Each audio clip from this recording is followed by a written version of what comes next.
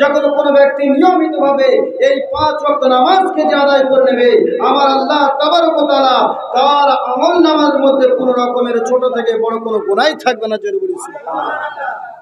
Brother, নামাজের গুরুত্ব এতটাই রয়েছে যে যেমন তুমি গোসল করলে তোমার শরীর কাদা বাড়ি ধুলা থেকে পাক থাকবে, মানে পরিষ্কার থাকবে, তা তোমার অন্তরের মধ্যে বা তোমার নামায় আমলের মধ্যে তুমি যদি এক ওয়াক্ত নামাজ কাজা করে ফেলো, এক ওয়াক্ত নামাজ থেকে যদি দূরে থেকে যাও, তাহলে তোমাকে গুনাহ লিখবে। কিন্তু যখন আপনি ঠিক নিয়মিতভাবে নামাজ আদায় করবে, সেই ব্যক্তির আমল নামার মধ্যে কোনো রকমের ভাবে গুনাহ থাকবে না। যদি বলি সুবহানাল্লাহ। ব্রাদার, আল্লাহর নবী সাল্লাল্লাহু আলাইহি ওয়াসাল্লামের হাদিস থেকে বোঝা যায় যে মশলা হচ্ছে, যখন কোনো ব্যক্তি ফজরের নামাজ পড়ার পরে যখন সে ব্যক্তি নিজের কাজের মধ্যে মাঠে ঘাটে চলে যায়, আল্লাহর নবী বলেন যদি সেই ব্যক্তির নিয়ত থাকে যে আমি আবার কাজ কাম করে এসে আমার ব্যক্তিগত যে প্রয়োজনীয় আমি মিটিয়ে এসে আমি আবার জোহরের নামাজের মধ্যে শামিল হয়ে যাব, আল্লাহর নবী বলেন এই ফজরের পর থেকে জোহরের মাঝখানে যদি সে কোনো রকমের ছোট ছোট গুনাহ করে ফেলে, আমার আল্লাহ তাবারক ওয়া তাআলা এই ফজরের নামাজের পর থেকে জোহরের নামাজ পর্যন্ত যত গুনাহ থাকবে, এই নামাজ পড়ার কারণে আল্লাহ তাবারক ওয়া তাআলা তোর সমস্ত গুনাহ খাতাকে মাফ করে দেবে। এই ব্রাদার, আমরা গ্রামবাসী চাষবাসের লোক, আমরা কি করে থাকি, নামাজের দায়িত্বে কাজের দায়ে নামাজ পড়তে আসি না। কিন্তু ব্রাদার, যে ব্যক্তি সাহাবী হয়ে থাকে সে ব্যক্তি কত মেহমান সমস্ত ব্যক্তি জানেন। কিন্তু সাহাবী রাসূল হযরত উমর ফারুকের একদিন ঘটনা রয়েছে। হযরত উমর ফারুক রাদিয়াল্লাহু তাআলা আনহু একদিন মসজিদে নববীর মধ্যে আসলেন। আসার পরে দেখছে যে আসরের সময় এখন অনেক বাকি রয়েছে, আমি কি করি একটু আমার বাগান দিয়ে ঘুরে আসি। যখন নিজ বাগানে গেলেন, নিজ বাগানে গিয়ে যখন ঘোরাফেরা করছিলেন, নিজের বাগানটা দেখভাল করছিলেন, এমন অবস্থায় দেখভাল করতে করতে সময় অনেক অতিবাহিত হয়ে গেছে। যার ফলে উনি আবার যখন মনে উঠলো যে আমার আসরের নামাজ পড়া হয়নি, এখন আসরের নামাজ পড়তে আসছে, দেখছেন যে মসজিদ থেকে সমস্ত ব্যক্তিরা নামাজ আদায় করে বেরিয়ে চলে আসছেন। হযরত উমর ফারুকের নামাজটা জামাতের সঙ্গে আদায় হয়নি। সঙ্গে সঙ্গে হযরত উমর ফারুক উপরে দাঁড়িয়ে বললেন, হে আমার মদিনার ভাইরা, শোনো, তোমরা আজকের সাক্ষী হয়ে যাও যে আমি আজকের আসরের নামাজটা কাজা হয়ে গিয়েছে, শুধুমাত্র আমি আমার বাগান দেখতে গিয়েছিলাম, যার ফলে আসরের নামাজ কাজা হয়ে গিয়েছে। আমি আজকের তোমাদের সাক্ষী করে আমি আজকের সেই বাগানটাকে আমি গরিব মিসকিনদের জন্য সাদকা করে দিলাম। যেন বলি সুবহানাল্লাহ।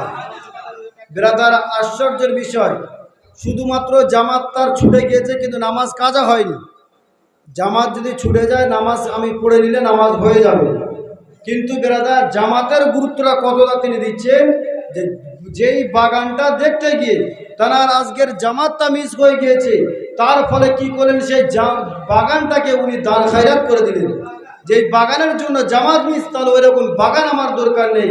কিন্তু আব্বাজি, আমরা গ্রামবাসী বিন্দু যদি বুকে হাত রেখে বলি যে আজকের আমার জোহর নামাজ কাজা হয়ে গেছে, আমার কোনো আফসোস হচ্ছে না, আসরের নামাজ কাজা হয়ে যাচ্ছে, আমি বাগানের মধ্যে মুখ ওগড়াচ্ছি, কোনো চিন্তা হয় না যে আসরের নামাজ কাজা হয়ে যাচ্ছে, মাগরিবের নামাজ হয়ে যাচ্ছে, আমার কোনো ধারণা থাকে না যে মাগরিবের নামাজ পড়তে হবে, আমি তারপরেও বাগানের মধ্যে রয়েছি, সন্ধে হয়ে যাচ্ছে, তারপরেও বাগানের মধ্যে কাজ করছি।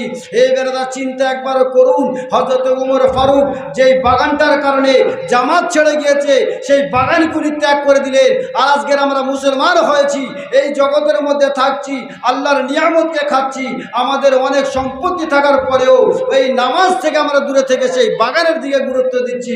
কিন্তু সাহাবী রাসূল কি করছেন, নামাজ তো দূরেরই কথা, জামাতকে এত গুরুত্ব দিচ্ছেন যেগুলি জামাত ছেড়ে গেছে বলে সেই বাগানগুলি ছেড়ে দিচ্ছে।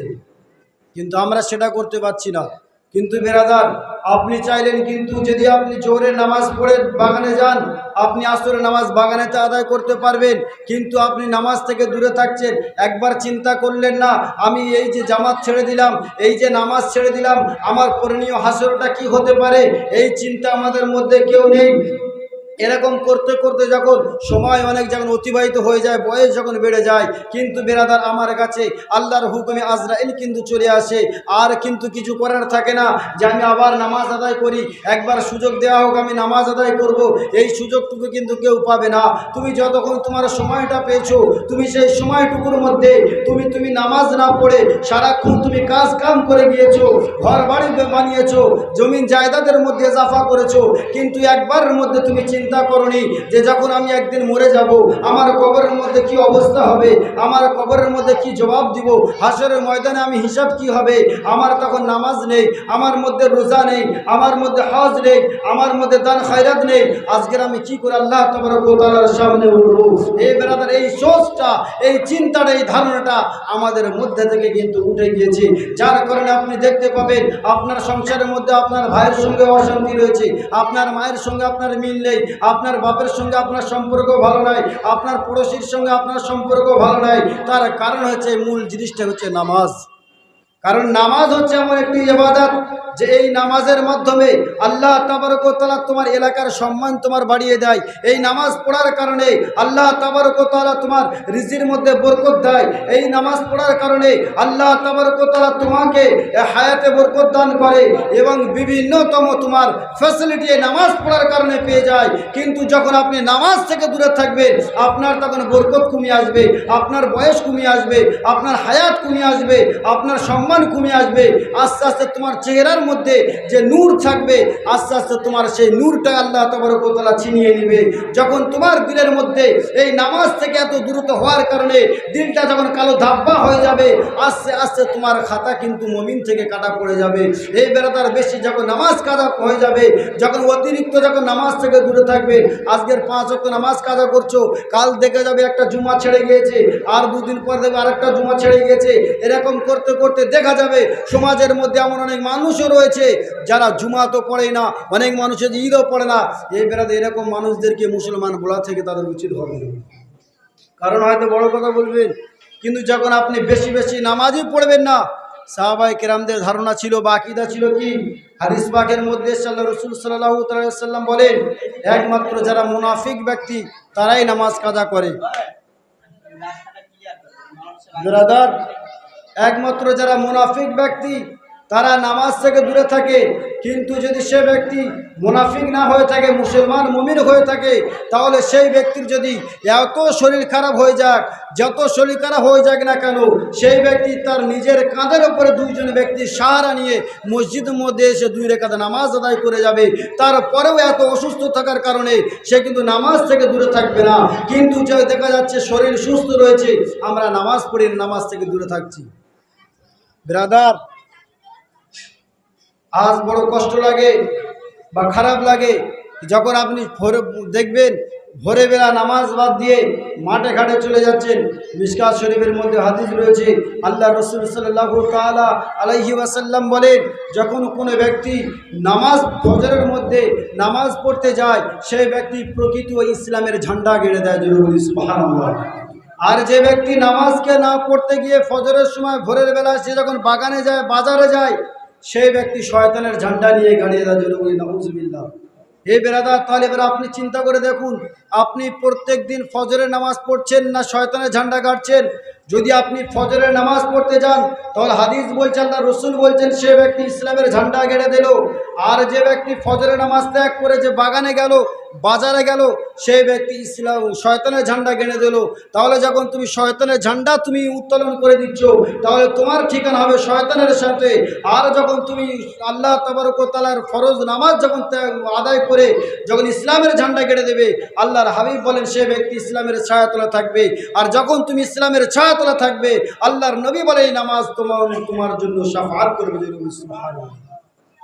কিন্তু বেরাদার, আজ নামাজ থেকে দূরে একজন বিখ্যাত আল্লাহর ওলি বানি ইসরাইলের ঘটনা রয়েছে, যে দেখা যাচ্ছে সেই ব্যক্তি তার বোন ইন্তেকাল করেছেন। তার বোন ইন্তেকাল করার পরে তার কবর দফন করা হয়ে গিয়েছে। এমন সময় তার মনে উঠছে যে তার হাতে একটা স্বর্ণর পেয়ালা ছিল, বাটি ছিল, সেই বাটিটা কি হয়েছে, তার দাফন করার সময় তার বোনের কবরের মধ্যে পড়ে গিয়েছে। ও কি করেছে, সমস্ত ব্যক্তি যখন কবর থেকে চলে যায়, ও আবার ওই লুকিয়ে লুকিয়ে একা একা ওই কবরের মধ্যে যায়। কবরটা খুলে ওই বাটিটা নিয়ে আসবে, ও ধারণা এটাই ছিল। যখন কবরটা খুলেছে, খুলে দেখছে তার বোনের কবরের মধ্যে আগুন জ্বলছে, আগুন। সে কবরটার সঙ্গে সঙ্গে ভয়তে চাপা দিয়ে দৌড়ে আম্মার কাছে এসে, মা আমার বোনের চরিত্র কেমন ছিল? তখন বলছে তোমার বোন তো খুব ভালো ছিল, নামাজি পরেশগার ছিল। বলছে না মা, আমার বোনের কবরে আমি দেখছি, নিজ স্বয়ং চোখে দেখেছি যে কবরের মধ্যে আগুন জ্বলছে। তখনই তার মা বলছে যে ভাই বেটা শোনো, তোমার বোন সব নিয়মিতভাবে পালন করতো, শুধুমাত্র একটা জিনিস টাইমে টাইম আদায় করতো না, আদায় করতো কিন্তু টাইমে টাইম আদায় করতো না, সেটা হচ্ছে নামাজ।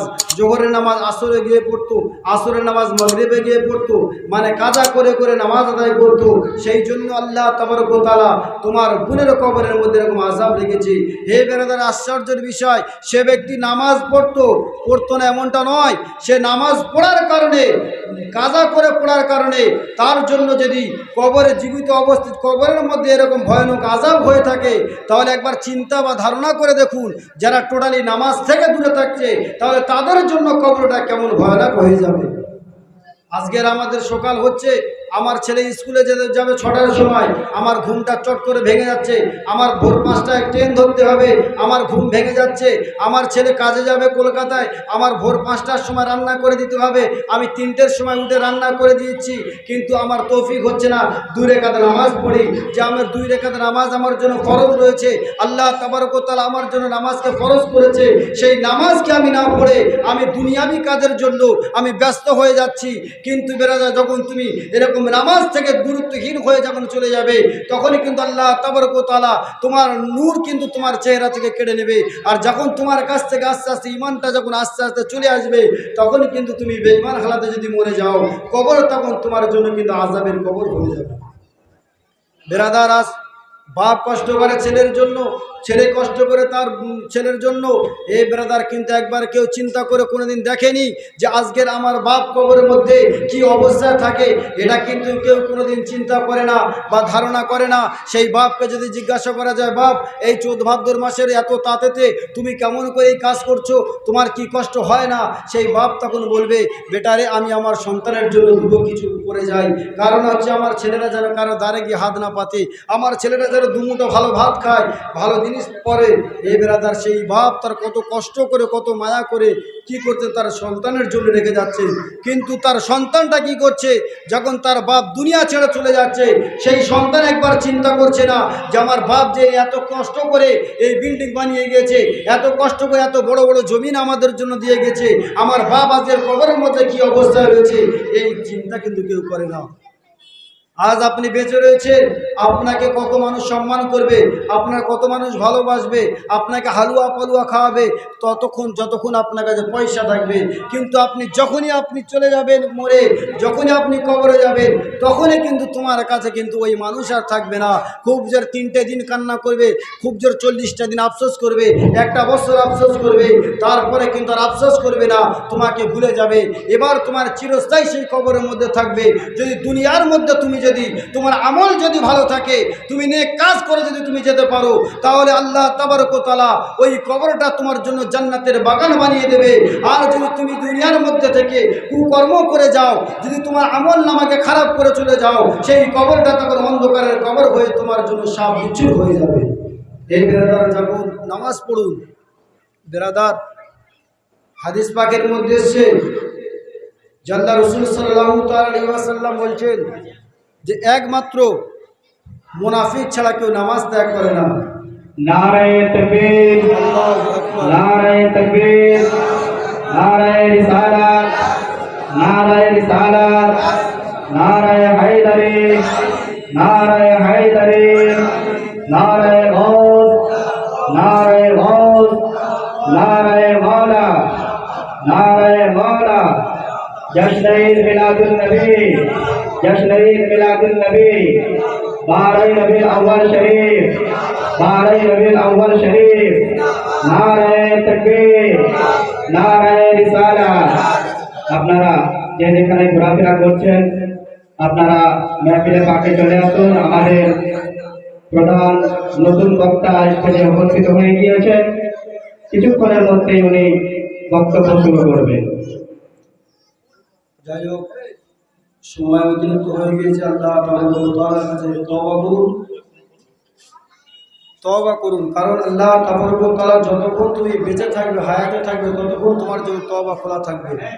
কিন্তু যখন তুমি মারা যাবে, তারপরে হাজার চিৎকার করলেও কিন্তু তোমার তওবা আর কবুল হবে না, তওবা করা সহজ হবে না। অতএব আল্লাহ তাআলার কাছে তওবা করুন, নামাজ পড়ুন এবং শরীয়তের আহকাম মেনে চলুন। কারণ বর্তমান সমাজের মানুষ নামাজ থেকে দূরে থাকছে, ইবাদত থেকে দূরে থাকছে, সর্ব অবস্থায় দেখবেন তারা শরিয়ত বিরোধী কাজ তাদের মধ্যে। কিন্তু আপনি যখন নামাজ রোজা যখন ঠিক নিয়মিতভাবে পালন করবেন, অটোমেটিক আপনার বাড়িতে বরকত আসবে, আপনার হায়াতে বরকত আসবে, সম্মানও বাড়বে। যাই হোক, আল্লাহ তাবারক ওয়া তাআলা আমাদের প্রত্যেককে ক্ষমা করুন। ওয়া আখিরু দাওয়ানা আলহামদুলিল্লাহি রাব্বিল আলামিন। আসসালামু আলাইকুম ওয়া রাহমাতুল্লাহি ওয়া বারাকাতুহু। আসসালামু আলাইকুম ওয়া রাহমাতুল্লাহি ওয়া বারাকাতুহু। সুবহানাল্লাহ, সুবহানাল্লাহ। এতক্ষণ আপনারা নামাজের বিষয়ে বক্তব্য শুনছিলেন।